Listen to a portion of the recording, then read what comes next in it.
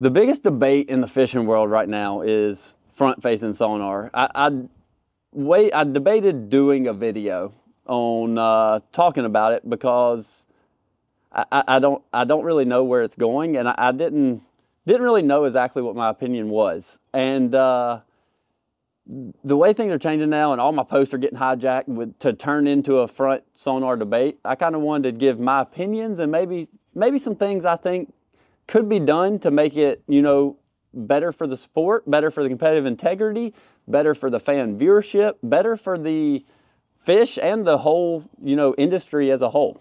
So I think there's a few things that could be done to make it a little bit better. So one of the biggest debates and arguments I see on social media, it comes onto my own page, is it's became a young versus old argument. And to me, that makes no sense because there's a lot of, seasoned anglers on the Elite Series. We're just speaking of Elite Series because that's what I have personal experience with. There's a lot of seasoned, older anglers that love to use it. That's all they do. There's a lot of young anglers that love to use it. That's all they do. And then vice versa. There's a lot of, older anglers that don't like using it, don't think it's great. And there's a lot of young anglers that are the same way. So it's became, from the outside looking in, a young versus old debate. Well, I don't think that's what it is at all. I think the biggest question we have to pose to ourselves is it good for the sport? So I see a lot of comments out there of, some of the younger rookies that came on, like Trey McKinney and all them, they're getting bashed because everybody's like, oh, they just couldn't catch them out the screens, things like that. And I can go ahead and tell you that's 100%. I don't know most of them, but that's not true. You didn't get to the elites. There was a lot of guys in the opens using them that didn't get to the elites. So I don't think that's true, but the one problem I do see with the way the sonar is now is it's so dominant that to compete at our tournaments, the way I've seen for the last year, you almost have to use it. It's almost forced upon you. No matter what technique you're doing, whether you're fishing, shallow or whether you're fishing out offshore, the technology's got so good within the last 2 years. I know it's been around for a while, but within the last 2 years, it's got so good that it works all the time. No matter what depth the fish are, you can see them and can use it. And what I almost feel bad for some of the, the newer guys, especially, is I think they're great fishermen. I think they know how to do a lot of things. But myself included and the younger guys, you just won't really get to see that on Bassmaster Live, on, tournaments for potentially the rest of time if there's no limitations on the way it is now, because you can't compete without it. So every time you see, Trey in the top 10, he's probably going to be using front sonar because that's getting to the point of it's the only way to make a top 10. So I think he has the skill set to show everything. But I just mentioned Trey's name because he just won the tournament at Fort using front sonar. This is where I've seen a lot of these comments. And I think he probably has the skill set to do it all. But he'll never get to show that with the way the competitiveness is now, because that is what you have to do almost, maybe not to get a check, but to top 10 a tournament. And I think a lot of fans don't realize how dominant it is on the Pro Tour, to where it's so good you have to use it. I see a lot of debate of everybody's like, oh, I hate watching it online because you're just looking at somebody's back. Well, I mean, I hate to say, but you're kind of looking at somebody's back whether they're fishing or using front sonar. So I don't really think that's it. But the difference is it takes out the variety of styles of fishing. Like you saw at Fork, everybody's pretty much throwing, 3 baits, a jerk bait, a minnow and a jig head, or a Nico rig. And they're all essentially doing the same thing. They're trolling around aimlessly in the middle of nowhere and throwing these baits at fish. And I say aimlessly, that sounded wrong, but they're trolling around catching fish that are not necessarily on targets you could target without it. So it looks the same, whereas in a different tournament, you might have somebody frog fishing, somebody buzzbait fishing, somebody spinnerbait fishing, somebody sight fishing. There's a lot of different things that play when it's not into play. So I think that's one problem as far as it hurting, the quality of tournaments and kind of competitiveness, is it takes out a lot of the diversity that makes an exciting tournament. Yeah, the weights are really good, but it takes out a lot of diversity. I argue that the weights will be good. Everybody says, oh, well, without front sonar, everybody caught them on it.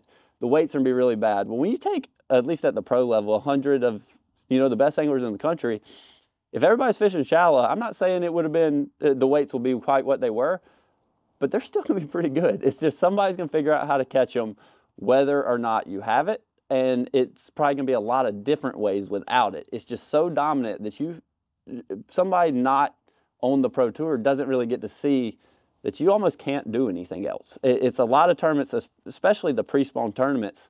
If you're not trolling around looking for fish on front sonar, you're fishing for maybe a check, maybe. If you have a very, very clean tournament, you might be fishing for a check, because it's got so good that you can catch those same fish that are in 1 to 3 foot of water with or without it. I mean, the ones you're targeting with or without it are a lot more effective to target with it, because you see them rather than just blind fishing for them. So to me, it's got a little too dominant because of how much better it's got in the last 2 years. So as far as my opinion on like using it or not is, I don't mind using it, and I feel like I've become quite competent with it, really. I mean, I think our last 5 Elite Series tournaments have been entire top 10 front sonar dominated. And I've got 4 out of 5 checks in our last 5 events by using it. And the problem with it is, though, is looking at my next, 10, 15 years, however long I end up pro fishing, I don't want to go to the lake at every single Elite Series tournament and have to do it. I don't want to put the boat in and know, all right, I've got to turn my graphs on, and that's what I'm going to do the entire practice, entire tournament, because that's the way to win. I want to fish to win, but I don't want to have to do, I know it's a variety of techniques used with it, but I don't want to have to do that. I love the instinctual fishing.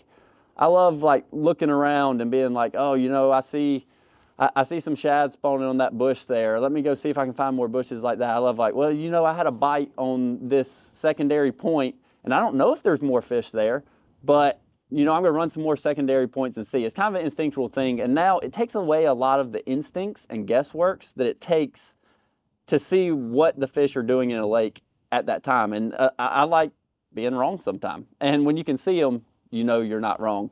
But I think it's just became a little too dominant in the competitive scene. People just don't realize how strong the technology is. When everybody says, oh, it's been around for, I think, 9 years now, but you weren't hearing anything about it till last year or two. And what that's due to is actually advancements in it. When it first came out, it was effective, but it was not, there was certain situations where it just didn't really work that good. It wasn't a good shallow water deal, and a lot of the fish, live shallow often, but now it's got to the point where basically if a fish swims, you can see him on it.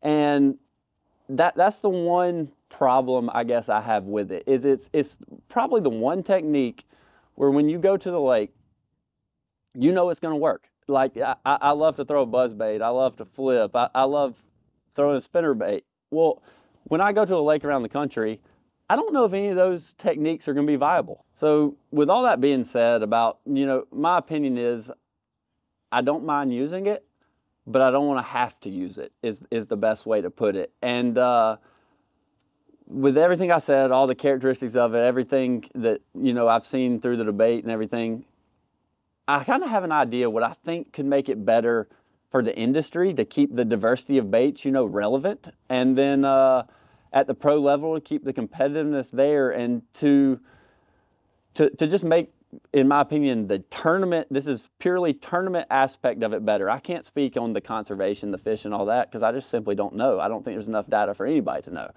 But I would like to see kind of a alternated schedule. What I mean by that is, well, right now people are running, 15 active target transducers on their boat. Not that many, but people are running a lot of transducers on their boat. And I think that's got a lot out of hand, to be honest. And I'm running 2, and I know guys that are running up to 6. And it's got out of hand. So I think what needs to be done is, number one, it needs to be limited to 1 transducer on the trolling motor. I've heard a lot of people pose that idea, but the problem with that idea standalone is it's not going to change the way everybody's fishing. When you get to the top 10 day, you're still going to see 10 people using front sonar, and trolling around catching fish, you know, isolated fish out offshore or on the bank, or just isolated fish using it. So the one transducer is not really going to limit that. It's just simply going to keep things from getting out of hand, as it, in my opinion, has now. So the reason I would like to limit it to one is because I would like to see an alternated schedule.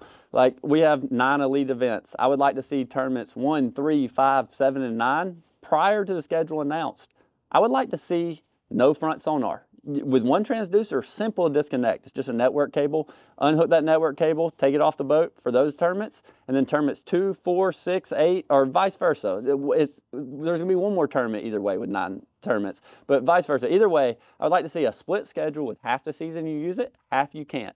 And the main reason for that is the guys who, you know, predominantly use it. I don't know who all those guys are on the elites necessarily, but the guys who that's what they do, they've got their half season to do that, but they got to figure it out in the tournaments where you can't use it. And the guys who are adamant against it, that, you know, it shouldn't be this, well, they've got half a season that's traditional fishing, and they got to figure it out in the others. I think what that would do is your angler of the year champion, your classic qualifiers, is going to be the truly most well-rounded anglers in the sport. And it allows a lot of these rookies that, and not just rookies, a lot of the guys who became, you know, front sonar focused guys, and everybody sees it, you know, that's just what they do.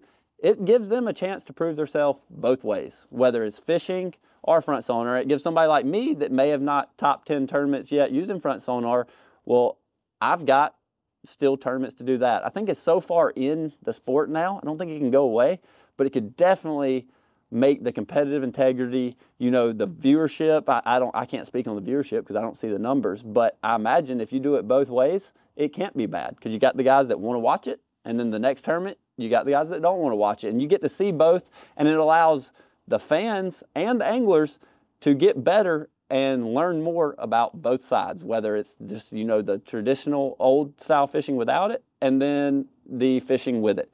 I think it's kind of the best of both worlds, and it could make for a super, super interesting year, and the best anglers in the world at both techniques will be in the top for the Classic or AOY.